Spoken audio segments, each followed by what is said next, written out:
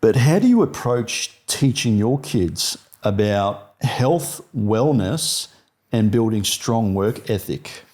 Look, I mean, this is something that Lauren and I, we spend a lot of time on, because I think at the end of the day, as parents, like your children's values, their beliefs, their habits and all that are based off what they see. Yes. Right? It's based off what they see. It's based off what they feel. So we definitely do struggle at times, I think, between the amount of time of work that we put into what we're doing and then also being present with our children. But one thing I've learned is that, obviously there's different seasons of a child's life, right? There's the ages under, between 1 and 3, there's 3 to 7, there's 7 to 11, there's 11 to 15, there's 15 to 21, and there's 21 to 30 and stuff like that. And at each season of life, you go from being the teacher, the provider, to the mentor and stuff like that. One thing that we've realized is that, for a lot of parents out there that are working and trying to do big things, they struggle with the concept of how much time.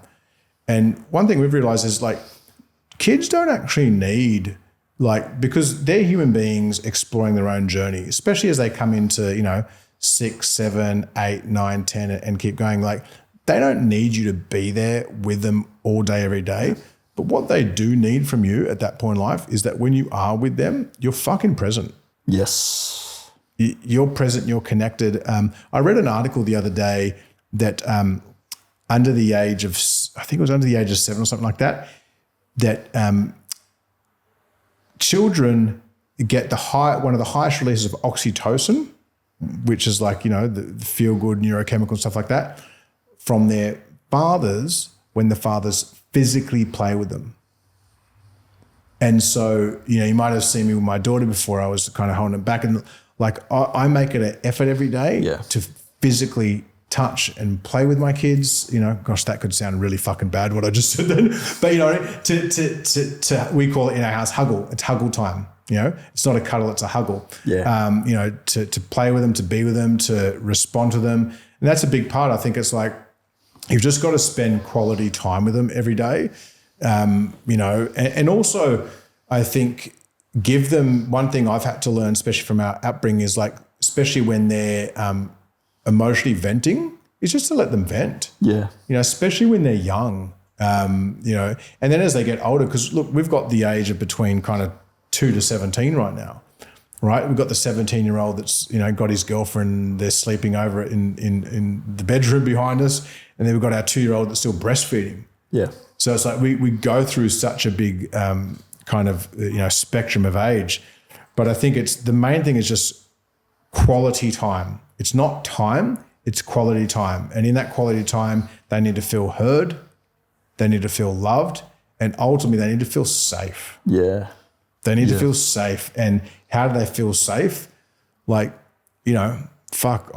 can be a pretty intense dude. There's been moments when I've blown up and raised my voice and stuff like that, I'm human.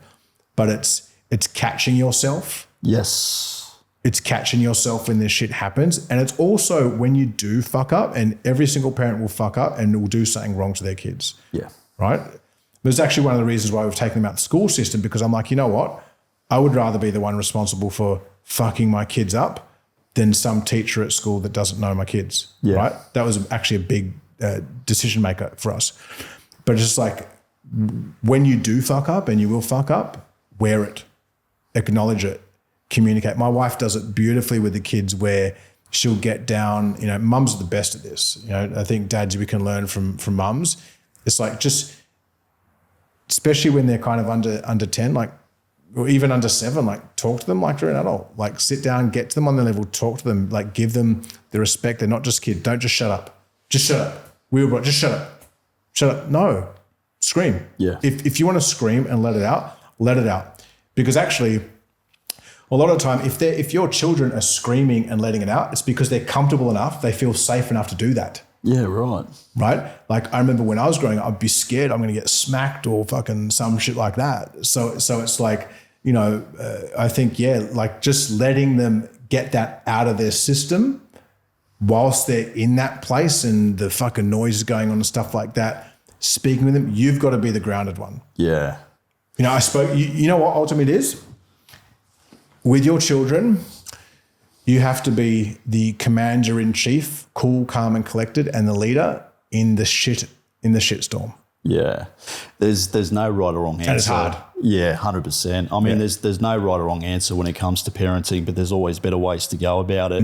And I think you nailed it, mate. You know, being present. You know, just being in. You know, these important developmental stages of children's lives is just being present too.